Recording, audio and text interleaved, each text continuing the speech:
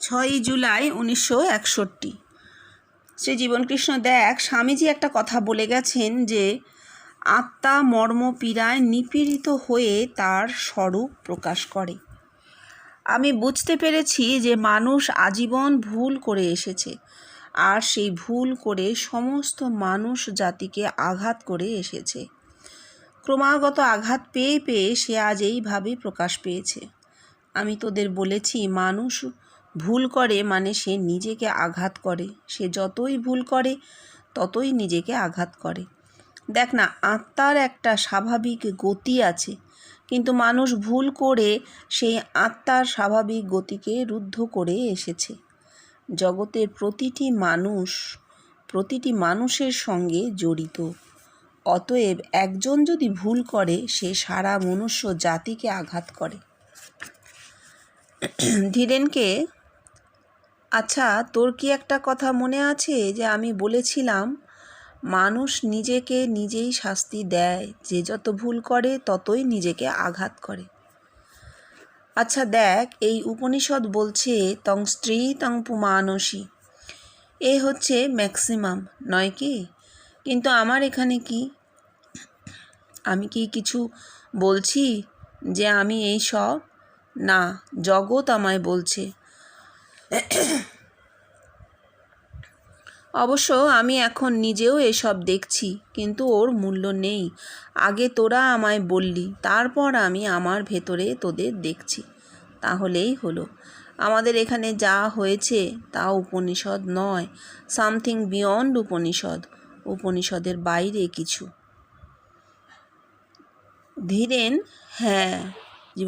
শ্রী জীবনকৃষ্ণ হুঙ্কার দিয়ে, ইয়া, এইবার আয়।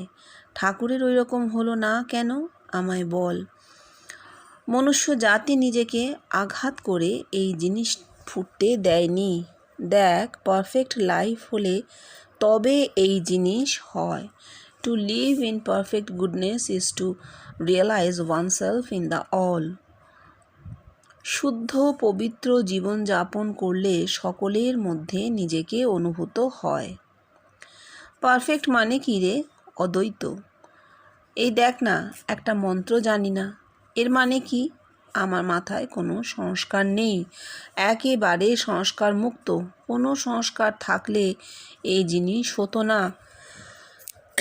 মহাকারণ যে কি তা আজ আমি বুঝতে পেরেছি। মহাকারণ হচ্ছে এই অগণিত মনুষ্য জাতি। এই মহাকারণ করে আমার মাথায় একটা দাগ পড়েছিল বাবা, কিন্তু আজ আমি বুঝতে পেরেছি এই মহাকারণ কি। পুরো কত দেখো, একটা মাত্র লাইন, আত্মা মনোপীড়ায় নিপীড়িত হয়ে তার স্বরূপ প্রকাশ করে। এটা তো কথামৃতের কথা নয়, এটা স্বামীজির কথা। স্বামীজি বলেছেন। স্বামীজি, আমরা জানি স্বামীজি জগৎ ব্যতীতের প্রতীক, কিন্তু আর কিচ্ছু না, রাজযোগে জগৎ ব্যতীত, এই হচ্ছে স্বামীজির দান, ওয়ান অ্যান্ড ওয়াননেস। স্বামীজি বলছেন আত্মা মনোপীড়ায় নিপীড়িত হয়ে তার স্বরূপ প্রকাশ করে। কিভাবে মর্মপীড়াটা, সেইটা উনি ব্যক্ত করেছেন, জানিয়েছেন যে মানুষের প্রাণ শক্তির একটা স্বাভাবিক গতি আছে। মানুষটাকে যদি তার দেশ কাল পরিস্থিতি সমাজ সময় সবকিছুর সংস্কার থেকে সরিয়ে দেওয়া যায়, তার মাথা থেকে যদি এই সমস্ত সংস্কারগুলোকে সরিয়ে দেওয়া যায়, তাহলে কিন্তু মানুষটা মুক্ত মানুষ, তার মাথায় আর কোনো রকম অসুবিধে থাকবে না। এইটা হচ্ছে মানুষের স্বাভাবিক অবস্থা। এই স্বাভাবিক অবস্থা থেকে মানুষ সরে গেছে কখন? যখন এই দেশ কাল সমাজ সময়ের সংস্কার তার মধ্যে ক্রিয়াশীল হয়েছে, তাকে চাপা দিয়েছে। এইটাই উনি বুঝিয়েছেন। এই স্বাভাবিক গতি আছে, মানুষের স্বাভাবিক গতি আছে।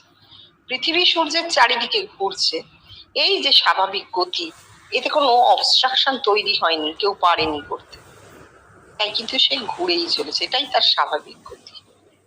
সেরকম মানুষেরও প্রাণের একটা স্বাভাবিক গতি আছে। এই অবস্ট্রাকশন গুলো সভ্যতা বলতে পারি, আমরা সভ্যতার অবদান বলতে পারি। এই সভ্যতার অবদানের ফলে এই বহির্জগতে যে সমস্ত অবস্ট্রাকশন তৈরি হয়েছে সেগুলো আমাদের এই স্বাভাবিক গতিকে ব্যাহত করেছে। এটা স্বামীজি বুঝেছিলেন, অদ্ভুত ভাবে বুঝেছিলেন।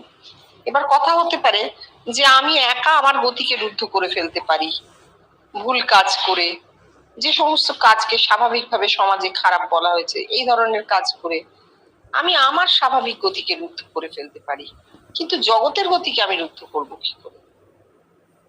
উনি বলছেন মানুষ বুঝুক আর না বুঝুক, প্রতিটি মানুষ জগতের সঙ্গে অঙ্গাঙ্গি ভাবে জড়িত। জগতের প্রতিটি মানুষের সঙ্গে জড়িত। কোথায়? কারণ সে আর জগৎ তো অভিন্ন, সে তো শুধু নিজের গতি রুদ্ধ করছে না, জগতের গতিকে সে অবস্ট্রাক্ট করছে। তাই একজনের ভুল সবাইকে আঘাত করে, এটাই নিয়ম। আমরা তো দেখেও থাকি, তাই এমনি ক্ষেত্রেও দেখে থাকি। একজন ট্রেন চালাচ্ছেন, তিনি যদি ভুল করেন, ট্রেনটা যদি অ্যাক্সিডেন্ট করে, কত কত মানুষের প্রাণ যায়। তারা তো কিছু ভুল করেনি, তারা তো বসে আছে যে যার জায়গায়। ভুল একজন করেছে, মাসুল কিন্তু এক ট্রেন মানুষকে দিতে হলো, গতিটা ভুল হয়ে গিয়েছিল বলে। এইবার বলছেন উপনিষদে তং স্ত্রী তং পুমানসী, অর্থাৎ জগৎ যে আমি, উপনিষদ সেই কথাটা জানিয়ে গেছে। এই জগৎ পর নয়, জগৎ তুমি, বলে গেছে। কিন্তু উনি বলছেন আমি কি কিছু বলছি যে আমি এই সব? উপনিষদ তো বলে গেল যে তুমি এই সব, তা আমি কি বলছি আমি এই সব? না, উনি বলেননি, জগৎই সে তাকে জানিয়েছে যে তুমিই আমরা, তুমিই আমরা, জগৎ তাকে জানিয়েছে। বলছে মূল্য নেই, যদি জগৎ না বলে তাহলে মূল্য নেই, জগৎ বললে তবে মূল্য। তাই বলছেন উপনিষদকে সারপাস করে যাওয়া হচ্ছে। উপনিষদ ওই পর্যন্ত দিয়ে গেছে, তার পরেরটা উনি বলছেন উপনিষদকে সারপাস করা হয়ে গেছে। কারণ উপনিষদে মানুষ প্রার্থনা করছে ব্রহ্মের কাছে, ব্রহ্মকে স্তোত্র দিয়ে শ্রদ্ধা জ্ঞাপন করছে। কিন্তু এখন কি হচ্ছে, ব্রহ্ম নিজে বলছে যে আমি তোমরা। কখন? যখন জগৎ তাকে জানাচ্ছে, জগৎ থেকে উল্টে প্রার্থনা আর আসছে না, জগৎ জ্ঞানটি পেয়ে গেছে, জগৎ তাকে জানাচ্ছে যে তুমি আমি, তুমি আর আমি এক। ব্রহ্ম সেই ব্রহ্মত্ব দান করছেন জগৎকে, পাস করে বেরিয়ে গেছে। বলছেন ঠাকুরের কেন হলো না? মনুষ্য জাতি নিজেকে আঘাত করে এই জিনিস ফুটতে দেয়নি। এই সংস্কার, ঠাকুরের বেশ কিছু সংস্কার ছিল যা তাকে জগতের সঙ্গে এক হতে বাধা দিয়েছে।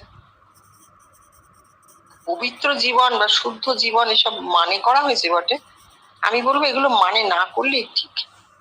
পারফেক্ট গুডনেস মানে যে পবিত্র কি শুদ্ধ, এসব কথার কোনো মানে হয় না। পারফেক্ট কথাটা যে ঠিক কি মানে আমরা জানি না। পবিত্রতাও কিন্তু খুব কি বলবো, একটা আপেক্ষিক একটা কথা। আমি সকালবেলা চান টান করে শুদ্ধ হয়ে বসলাম, পবিত্র হয়ে বসলাম, ভাবতে পারি। তুমি ভাবতে পারো সকালবেলা উঠে আমি জীবন কৃষ্ণকে স্মরণ করেছি, আমি শুদ্ধ পবিত্র হয়ে গেছি, চানের দরকার নেই। এই যে মানুষে মানুষে ভ্যারি করে প্রত্যেকটা জিনিস, সেটা তো আলটিমেট বলে বলা যাবে না যে এটা পবিত্র, এটা শুদ্ধ। পারফেক্ট গুডনেস এর মানে আমরা জানি না, এটার বাংলা না করাই ভালো। আর উনি ঠিক সেইটা বলছেন যে পারফেক্ট মানে কি রে? অদ্বৈত। অদ্বৈতকে তো ভাষায় প্রকাশই করা যাবে না, দুই নেই, কার কাছে প্রকাশ করবে? অদ্বৈত শুধু বোধে বোধ হয়, আর কিচ্ছু হয় না। এইবার বলছেন অদ্বৈত জ্ঞান হলে কি হচ্ছে? মহাকারণের লয় হলে তবেই অদ্বৈত জ্ঞান। এই মনুষ্য জাতি মহাকারণ, এর মধ্যে লয় হয়ে গেছেন কিভাবে? মানুষের মধ্যে রূপ ফুটে উঠেছে, ওতপ্রোত, বাইরেও আছেন ভেতরেও আছেন, মরে গিয়ে ব্রহ্মলীন নয়, বেঁচে থেকে বাইরেও আছেন, আবার মানুষের মধ্যে লীন হয়েছেন, একই সঙ্গে মহাকারণ। অথচ তিনি এর কারণ জানেন না, তাই মহাকারণ। কিভাবে হয়েছেন, কি প্রসেসে হয়েছেন, এর তো জানা নেই। প্রকৃতির আইন, ন্যাচারাল ল, কসমিক ল বলছে, জানি না, আমরা কেউ জানি না। জানলে হাজার হাজার জীবন কৃষ্ণ হয়ে যেত প্রসেস ফলো করে। না, কোনো প্রসেস নেই। প্রসেসের বাংলা কথা হচ্ছে তন্ত্র, সিস্টেম। যে সিস্টেম ফলো করে তুমি ভগবান হতে পারো, তন্ত্র। তো তন্ত্র উচ্ছেদ হয়ে গেছে, ঠাকুরই উচ্ছেদ করে দিয়ে গেছে। সুতরাং সিস্টেমকে আমরা আর নেব না। ঠিক আছে, পরেরটা পর।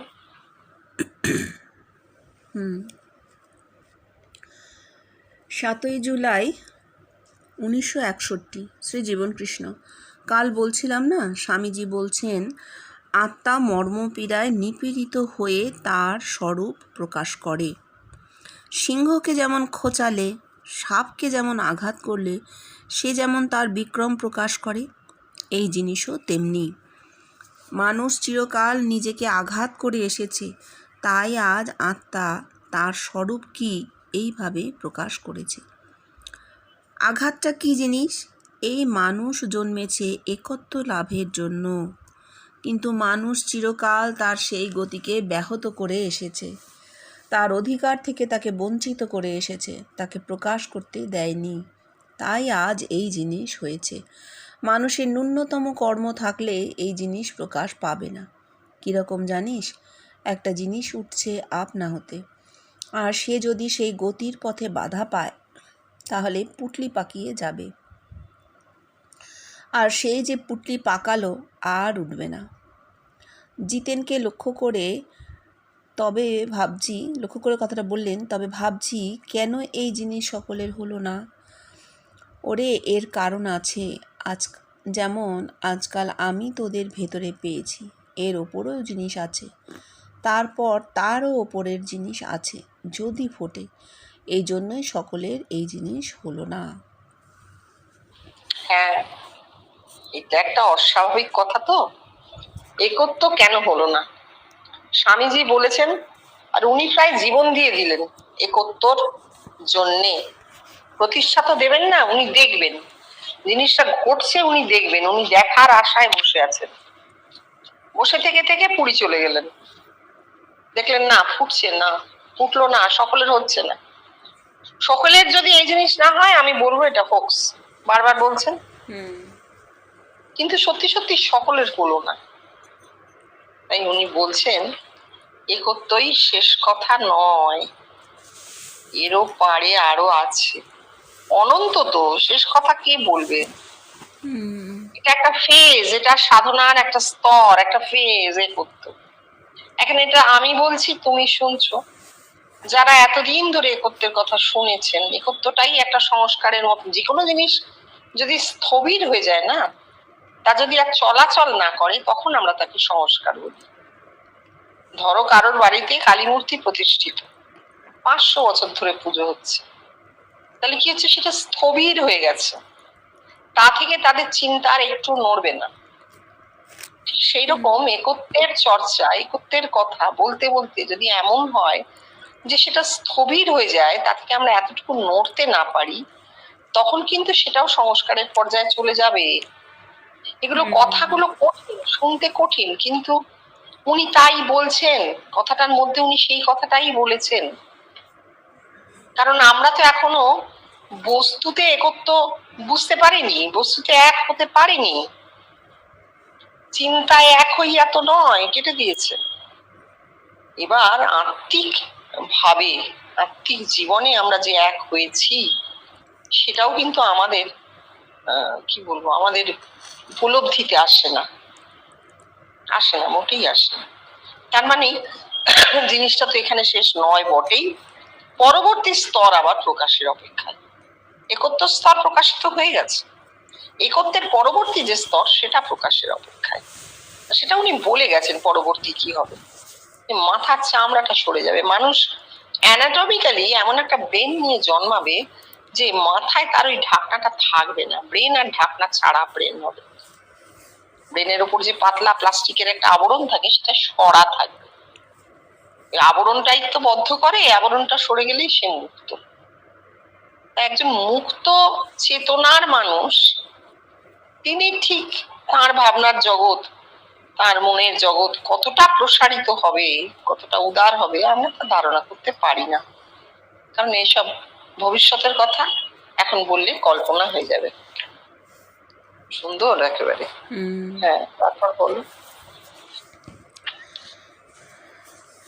জাগো জাগো মা কুলকুণ্ডলিনী, পরম শিব যথায় বিরাজে।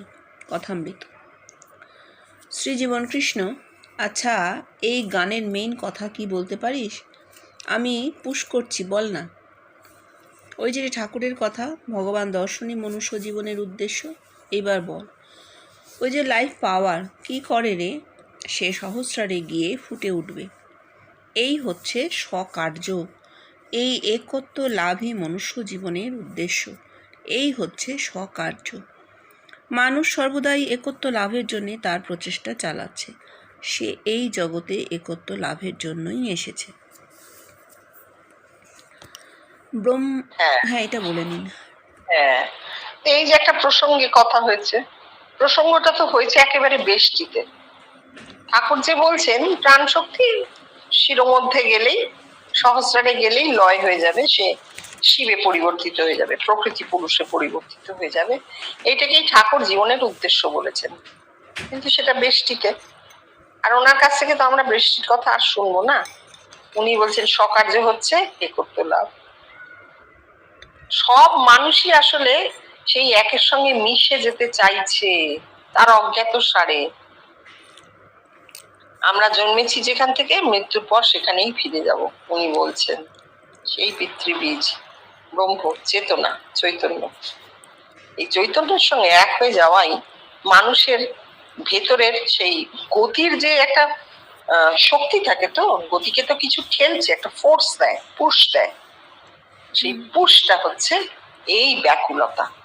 আমরা জানি আর না জানি, আমাদের যে জীবনটা চলছে, এটা এই যে গতিটা, এই গতির উদ্দেশ্য হচ্ছে সেই এক হওয়া, ব্রহ্মের মধ্যে গিয়ে আবার পড়া, ব্রহ্মের সঙ্গে মিশে যাওয়া, সেই চৈতন্যের লয় হওয়া।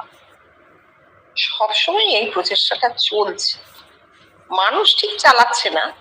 মানুষের মধ্যে এই ক্রিয়াটা তার অবচেতনে বা তার অচেতনে হতে থাকছে, সে নিজে সে কথা জানে না।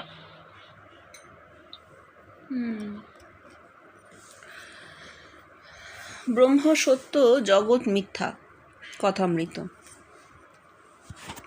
শ্রীজীবন কৃষ্ণ, আচ্ছা দেখ, এই যে ঠাকুর বলছেন ব্রহ্ম সত্য, জগৎ মিথ্যা, আর এর কিছু আগেই বলছেন ঋষিদের ধর্ম সনাতন ধর্ম, চিরকাল আছে ও থাকবে।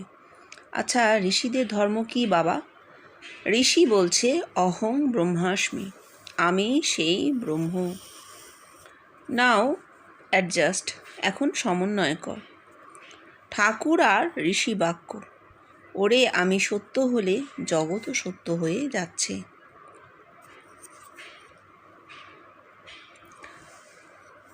তারপর একটু আছে না, হ্যাঁ, ঈশ্বর সৎ আর সব অসৎ। এর মানে কি জানিস? মানুষ সত্য আর সব অসৎ, এর মানে এই হয়। অসৎ মানে হচ্ছে চেঞ্জিং, অন্য সব জিনিসের চেঞ্জ আছে, পারপেচুয়ালি চেঞ্জিং, অবিরাম পরিবর্তনশীল। তবে বলবি মানুষও তো চেঞ্জিং। হ্যাঁ, চেঞ্জিং বটে, কিন্তু প্রোগ্রেসিং, প্রগতিশীল। এই জন্যই চেঞ্জ নয়, চেঞ্জ আর প্রোগ্রেস এক জিনিস নয়। এইটাই আজকে সকালেও কথা হচ্ছিল, পরিবর্তন আর বিবর্তন এক নয়। পরিবর্তন মানুষকে পিছিয়ে নিতে পারে।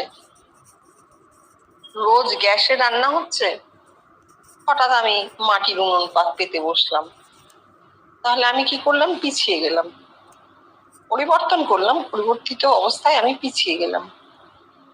আর বিবর্তন কিন্তু শুধুই অগ্রগতি, প্রগতি শুধুই অগ্রগতি। প্রগতিতে কিন্তু পশ্চাৎ অপসারণ ব্যাপারটা নেই। এটা একটা অদ্ভুত জিনিস। যখন বলা হচ্ছে ঈশ্বর সৎ আর সব অসৎ, ঈশ্বর সৎ, সেই চৈতন্যের কথাই আসবে। কেননা চৈতন্য অপরিমেয়, তার কোনো, সে কোনো স্থান অধিকার করে থাকে না, সে কোনো কাল অধিকার করে থাকে না, তার অস্তিত্ব আছে। আর যেহেতু সে কোনো স্থান কালে নেই, তাই জন্যই সে সৎ, সে চিরন্তন, তার সে অসৎ নয়। যা স্থান কাল অধিকার করে থাকে তাই অসৎ। যেমন আমাদের দেহটা অসৎ, সব সময় চেঞ্জ হচ্ছে, সব সময় পরিবর্তিত হচ্ছে এবং এক সময় লয় হয়ে যাবে। কিন্তু দেহস্থ চৈতন্য যাকে মাপা যায় না, চোখে দেখা যায় না, অথচ সে আছে, শুধু উপলব্ধি করা যায়। হ্যাঁ, যে কোনো স্থানকাল বেপে নেই, সে কিন্তু থেকে যাবে, সেই চৈতন্য থেকে যাবে। এইটাই হচ্ছে ঈশ্বর সৎ আর সমস্ত অসৎ। এবার ঠাকুর যখন ঋষিরা বলছে অহং ব্রহ্মাস্মি, তখন ঠাকুর আর ঋষিদের বাক্য সমন্বয় করলে উনি বলছেন, যখন আমি সত্য হচ্ছি তখন আমার সামনে যে দৃশ্যমান জগৎ তাও সত্য।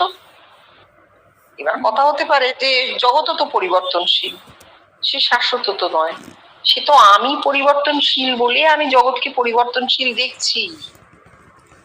জগৎ তো আমারই রিফ্লেকশন, জগৎ একটা বিরাট 3D মিরর, 3 ডাইমেনশনাল মিরর জগৎ। আমি নিজেকে বিভিন্ন ভাবে দেখছি জগৎ।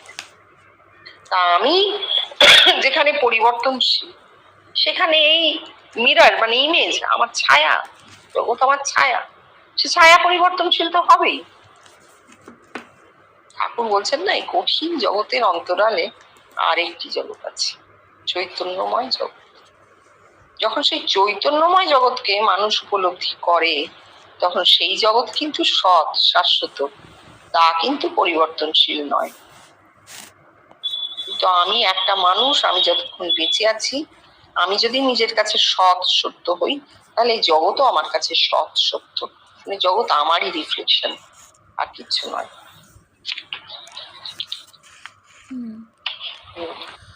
ব্রহ্মজ্ঞানের পর ভক্তি নিয়ে থাকা কথামৃত। শ্রী জীবন কৃষ্ণ: হ্যাঁ রে, ব্রহ্মজ্ঞানের পর ভক্তি নিয়ে থাকা। ওই যে বললেন, কিন্তু ব্রহ্মজ্ঞানটা যে কি বস্তু তা তিনি বললেন না কেন?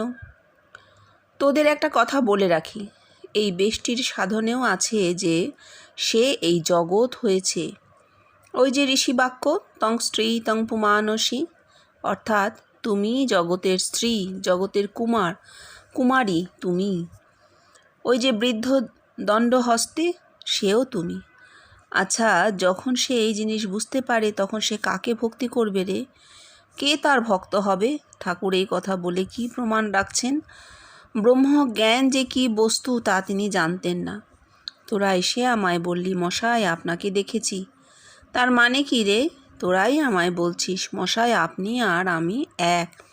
তখন আমি কাকে ভক্তি করব আর কেই বা আমার ভক্ত হবে?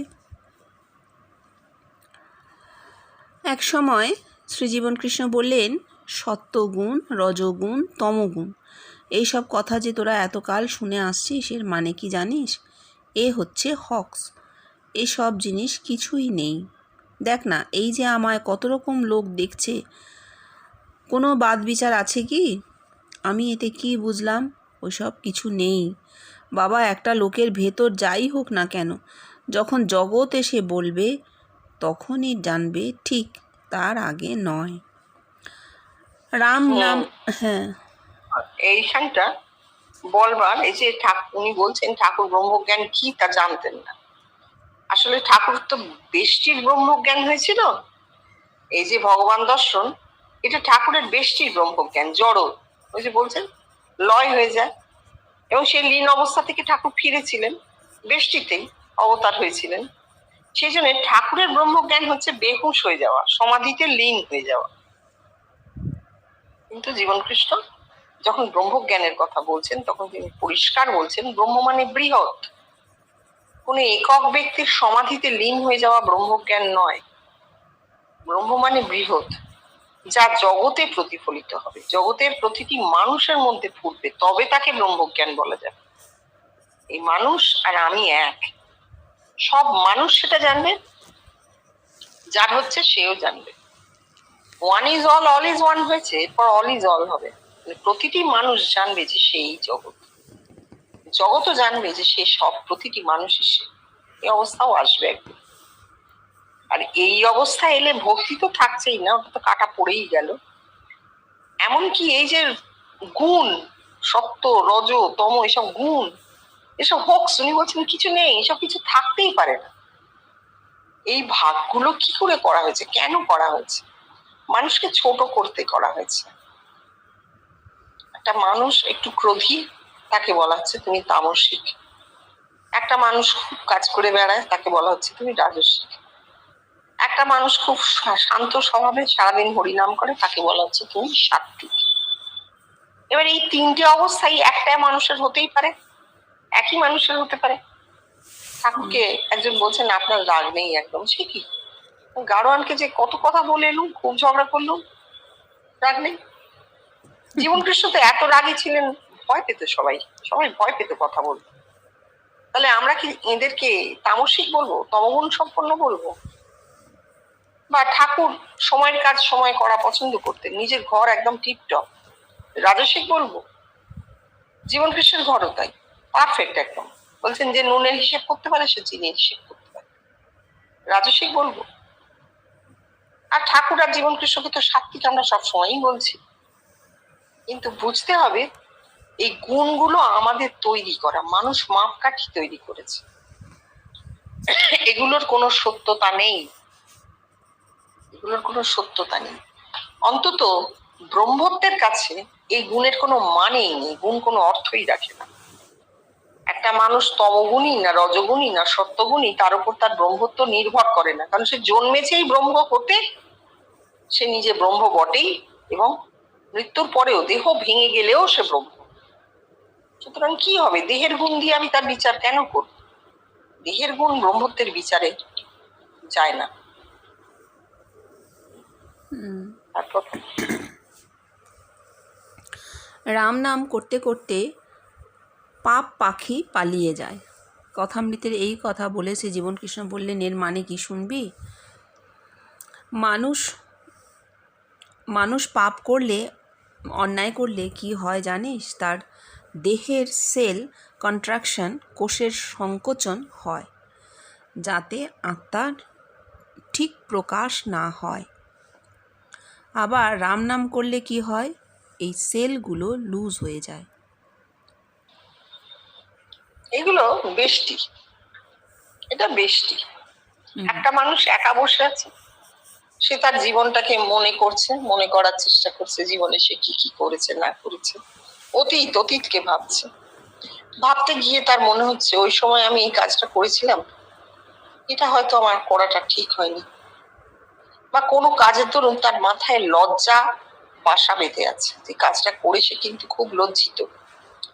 জগতের মানুষ জানুক আর না জানুক, সে নিজে জানে সে কতটা লজ্জিত। এই লজ্জাটাকে কি করছে, তাকে আত্মগোপন করিয়ে দিচ্ছে, সে নিজেকে গোপন করছে। লজ্জায় মুখ ঢাকা বলে না, এই মুখ ঢাকার ফলে কি হচ্ছে, তার স্বরূপ প্রকাশিত হতে পারছে না। ব্রেনের ওই সেলটা এমন চাপ রেখে দিয়েছে মাথায় যে তার স্বরূপটা প্রকাশিত হতে পারছে না। এইটাই কখন যায়, রাম নাম, রাম মানে এক, রাম মানে ব্রহ্ম। যখন মানুষটা মনে করতে পারবে যে এসব যা কিছু সব দেহের জন্য, দেহের গুণ, দেহের গুণে যা হয়েছে হয়েছে, এর মধ্যে আমার যে ব্রহ্ম সত্তা তার কিছু নেই, তার কোনো হাত নেই, তাতে এর কোনো ছাপ পড়বে না,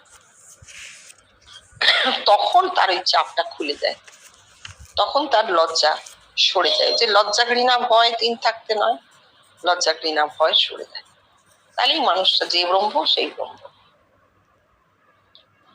ঠিক আছে টুকুন, এই অবধি রাখি। হ্যাঁ।